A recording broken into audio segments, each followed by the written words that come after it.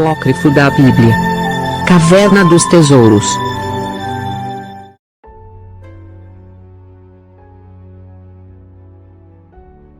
Apócrifo Caverna dos Tesouros. Capítulo 33. Dias de Moisés. Os ramos de gerações dos filhos de Israel são os seguintes: Levi, Arão, Moisés, Josué, filho de Num, e Caleb, filho de Jefune. Estes nasceram no Egito. Quando Moisés nasceu, foi colocado no rio. Então a egípcia Sipor, filha do faraó, recolheu-o, e ele, Moisés, permaneceu na casa do faraó por 40 anos. Depois disso, ele, Moisés, matou o egípcio Peticom, chefe dos padeiros do faraó.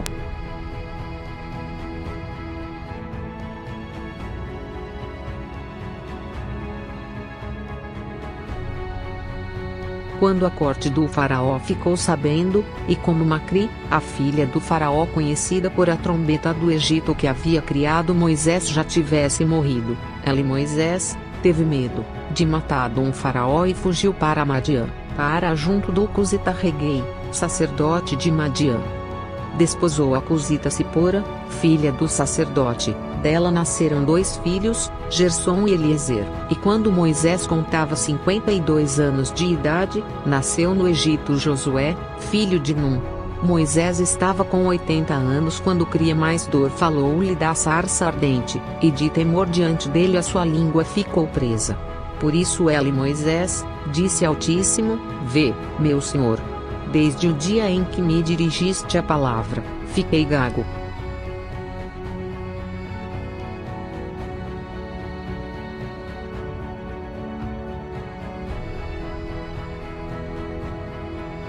Ele, Moisés, permaneceu 40 anos no Egito, 40 anos na casa do sacerdote de Madiã, e outros 40 como condutor do povo. Moisés morreu com a idade de 120 anos, sobre o Monte Nebo. Josué, filho de Num, foi condutor dos filhos de Israel durante 27 anos.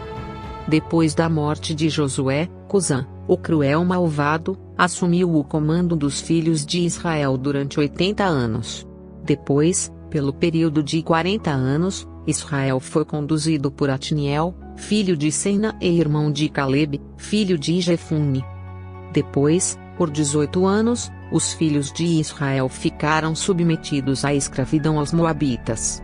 Em seguida, Eude, filho de Gera, dirigiu os israelitas pelo espaço de 80 anos, e quando Eude chegou aos 26 anos de idade, o 4º milênio terminou.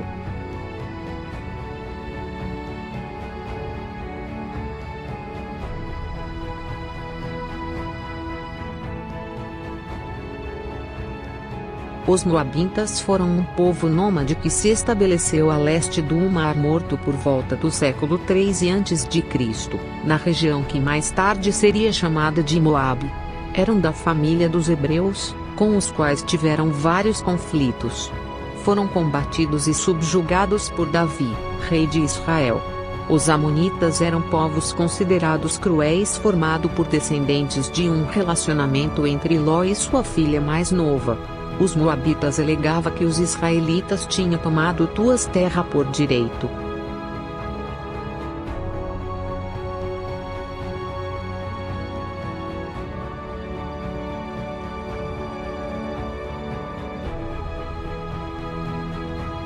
Na Bíblia, de acordo com o relato bíblico, Gênesis 19:37-38, tanto Ben-Ami, Amon, quanto Moabe nasceram de uma relação incestuosa entre Ló pai e suas 2 filhas no resultado da destruição de Sodoma e Gomorra, e a Bíblia refere-se aos amonitas e aos moabitas como as filhas de Ló. A história da antiga cidade de Sodoma é triste e feia. Altíssimo falou com Abraão, um homem fiel e dedicado, sobre a iniquidade de Sodoma, a cidade onde Ló, o sobrinho de Abraão, morava. Disse mais o Senhor: com efeito, o clamor de Sodoma e Gomorra tem se multiplicado, e o seu pecado se tem agravado muito. Gênesis 18:20. Quando o Altíssimo não encontrou nem 10 homens justos na cidade toda, o Altíssimo mandou enxofre e fogo do céu para destruí a cidade.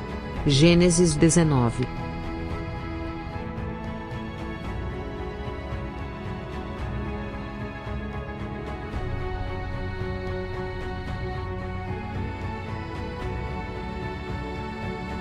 Apócrifos Caverna dos Tesouros. Capítulo 34. Os juízes, Davi e Salomão. Nabim, o estéril, deteve então o poder por 20 anos, Débora e Baraque por 40 anos. Depois, os israelitas ficaram submetidos à escravidão aos madianitas por 7 anos, e Cria-mais-Dor os libertou por meio de Gedeão. Este os conduziu durante 40 anos. Em seguida, reinaram seu filho Abimeleque durante 3 anos, Tola, filho de Pua, durante 23 anos, e o gileadita Jair durante 22 anos. Depois, uma vez mais, os israelitas foram subjugados à escravidão pelos amonitas, durante 18 anos. O Altíssimo libertou-os por intermédio de Jefta, que sacrificou sua filha. Ele os conduziu por 6 anos.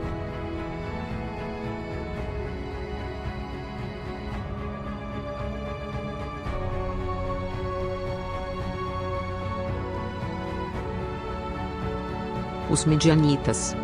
Segundo o Antigo Testamento, Midianitas, ou Madianitas, são descendentes de Abraão e sua segunda esposa Quetura, desposada após a morte de Sara. Os filhos deste novo segundo casamento, entre eles Midian, foram enviados para uma terra distante, longe de Isaque, dito filho da promessa. Gênesis 25:2, 1 Crônicas 1:32. Os Midianitas são citados na narrativa bíblica muitas vezes em oposição aos filhos de Israel. Em várias ocasiões os Midianitas aparecem em íntima associação com outros povos descendentes de Abraão. Por isso em algumas passagens bíblicas os termos Midianitas, Medanitas e Ismaelitas são utilizados como sinônimos. Gênesis 37:28-36, Juízes 8:24. Muito provavelmente esses 3 grupos ismaelitas, midianitas e medanitas, se misturaram por meio do casamento. Isso significa que os descendentes dos filhos de Abraão com suas concubinas, casaram-se entre si.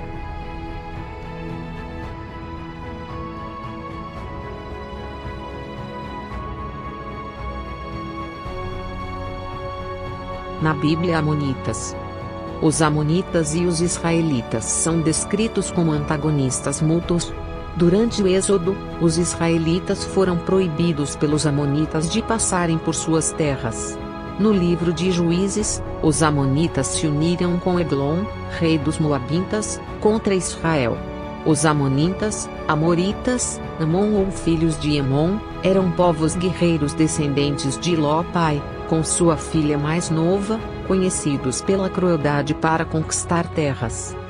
Assim, durante séculos, os povos guerreiros amonitas e moabitas criaram rivalidade com os israelitas, mesmo Ló sendo sobrinho de Abraão, patriarca de Israel, ao passo que acreditavam serem donos das terras de Israel.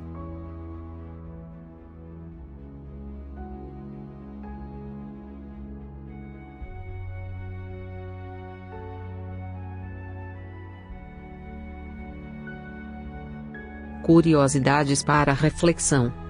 Ao se envolver com uma mulher amonita, o rei Salomão passou a adorar deuses considerados falsos pela Bíblia. A rivalidade entre os amonitas e israelitas durou mais de 18 anos. Das diversas guerras, os amonitas foram derrotados 2 vezes, por Eude e Jefté. Amonitas cultuavam um deus chamado Moloch. O israelita capaz de destruir o poder dos amonitas na região foi Saul, rei de Israel. Amonitas e moabitas tentaram juntos destruir Judá, mas não conseguiram e entraram em conflito mútuo. Os amonitas dominaram boa parte da Palestina.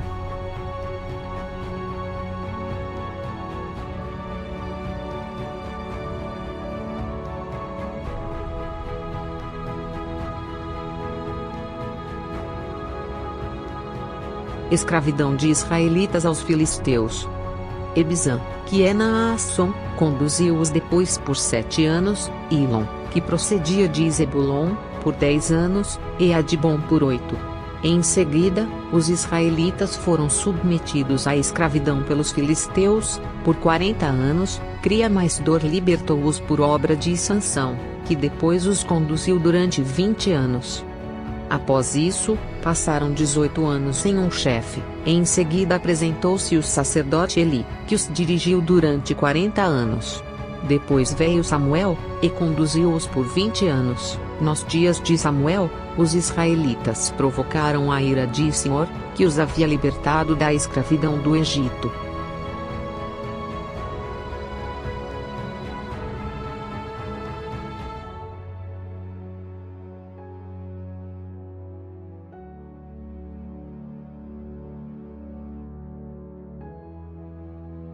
Os filisteus.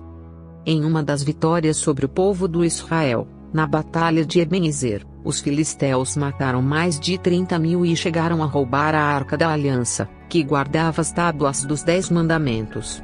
O estilo de luta dos filisteus era caótico, diz o historiador Carl S. Ehrlich, da Universidade York, no Canadá.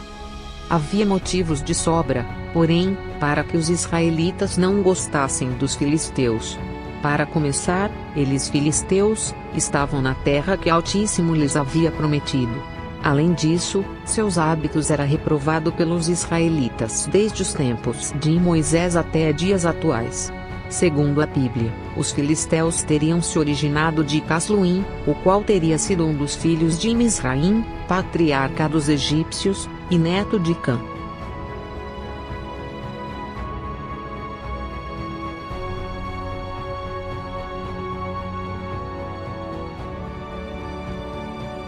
Escolheram Saul, filho de Cis, como seu rei de Israel, e ele Saul reinou 40 anos. No tempo de Saul vivia Golias, o gigante dos filisteus, apresentava-se com arrogância, ofendendo Israel e blasfemando contra cria mais dor. Então ele Golias foi morto por Davi, filho de Isai, e por causa disso, ele Davi foi glorificado pelos filhos de Israel, e sucedeu Saul. Saul foi morto pelos filisteus, porque abandonou o caminho, buscando refúgio junto aos demônios.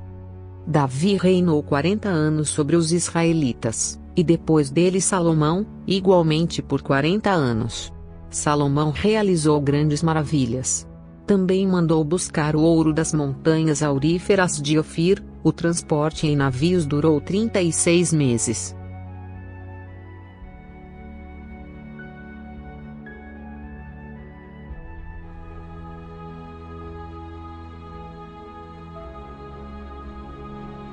Assim Davi prevaleceu contra o filisteu, com uma funda e com uma pedra, e feriu o filisteu, e o matou, sem que Davi tivesse uma espada na mão. 1 Samuel 17:50. Por isso correu Davi, e pôs-se em pé sobre o filisteu, e tomou a sua espada, e tirou-a da bainha, e o matou, e lhe cortou com ela a cabeça. Vendo então os filisteus, que o seu herói era morto, fugiram. 1 Samuel 17:51.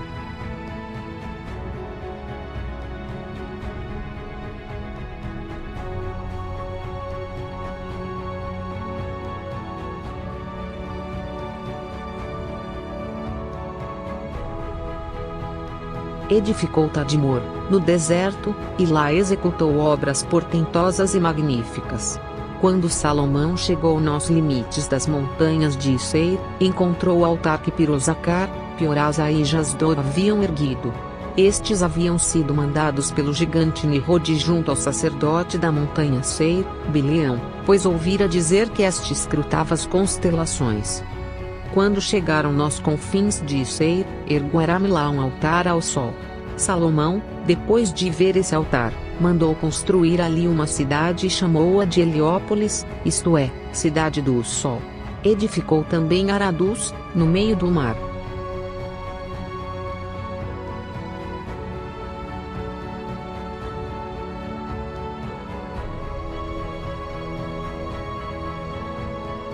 Salomão era famoso e enaltecido, e a fama de sua sabedoria alcançou todos os cantos da terra. E a rainha de Sabá foi procurá-lo. Salomão tinha especial consideração pelo rei de Tiro, Irão. Irão reinou 500 anos em Tiro, desde os dias do reinado de Davi até os de Sedecias e de todos os reis israelitas, e chegando a esquecer que era um homem, o rei de Tiro blasfemou e disse: Eu sou Deus. e sentou no trono de Deus no meio do mar. Foi morto pelo rei Nabucodonosor. Ezequiel 28, 2.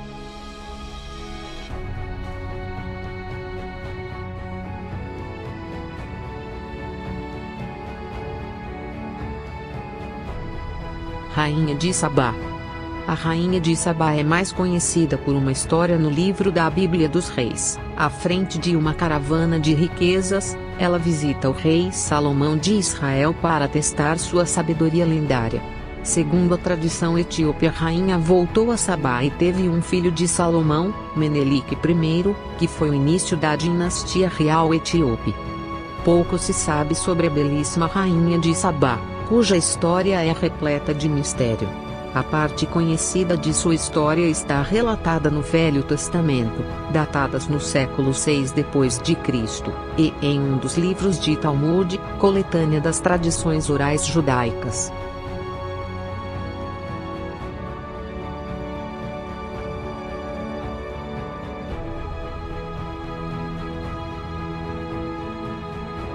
No Alcorão, livro sagrado muçulmano, encontramos referência à suposta cidade natal da rainha, Maride.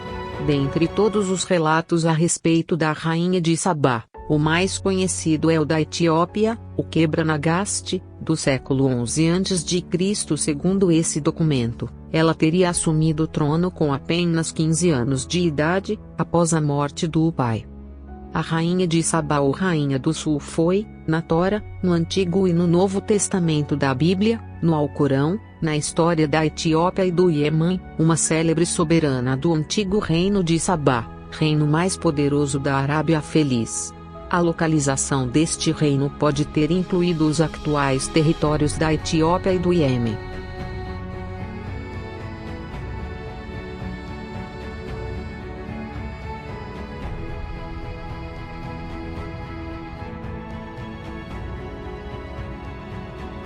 Pouco se sabe sobre a rainha de Sabá, inclusive seu próprio nome. Os autores árabes a tratavam como Balquis, soberana da Arábia que viveu por volta do século X a.C.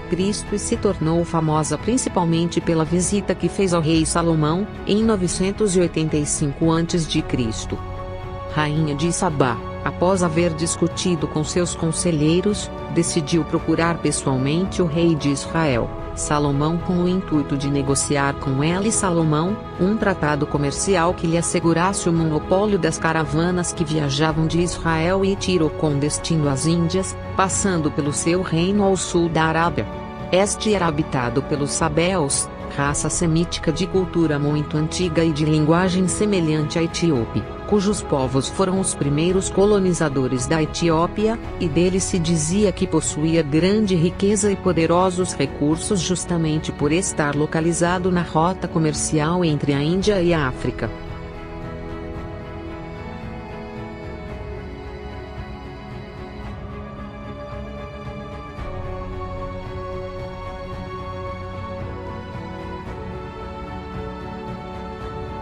Rei de Tiro. Como o dragão Satanás, o rei humano de Tiro era orgulhoso. Ao invés de reconhecer a soberania do Pai do Céu, o rei de Tiro atribuía as suas riquezas à sua própria sabedoria e força.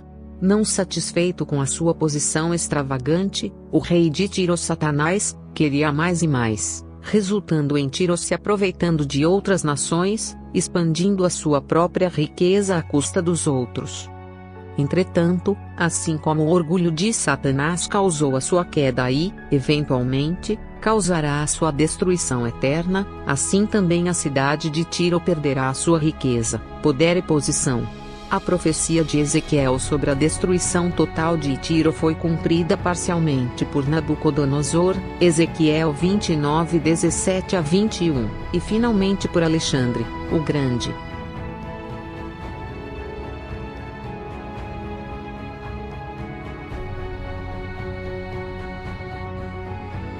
Apócrifo Caverna dos Tesouros. Capítulo 35. O esplendor de Salomão. Nos dias de Hírão foi estabelecida a púrpura como a vestimenta dos reis.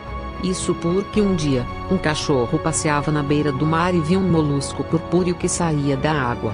mordeu-o, e imediatamente o seu focinho ficou tinto do sangue do molusco. Isso foi presenciado por um pastor, que pegou lã e limpou o focinho do cachorro. Com essa lã ele confeccionou para si uma coroa e colocou-a sobre a sua cabeça. Enquanto ele, pastor, passeava ao sol, todos que o viam acreditavam que de sua cabeça faiscavam raios de fogo.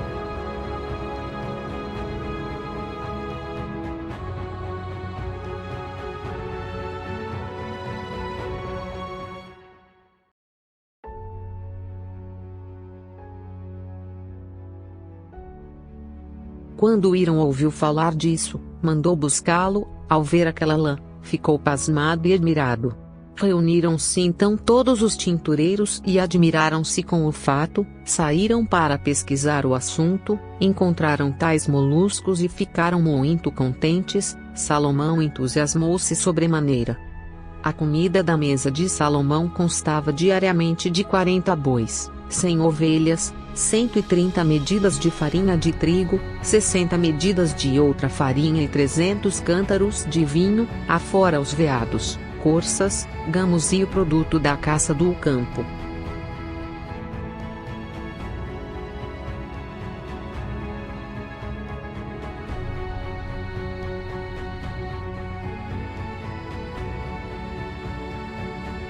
Salomão se tornou ousado, transgrediu a lei e deixou de observar os mandamentos. Tomou 1000 mulheres, de todos os povos, nações e línguas. Salomão, na sua velhice, entregou o seu coração às mulheres, que com isso se divertiam, escutava suas palavras, atendia às suas vontades e renegou a lei do seu pai Davi. Ergueu altares aos demônios, oferecia sacrifícios a ídolos e imagens e adorava a obra das mãos humanas. Cria mais dor, então desviou dele Salomão a sua face, e Salomão morreu. Reinou em Jerusalém pelo período de 41 anos, depois dele subiu ao trono seu filho Roboão.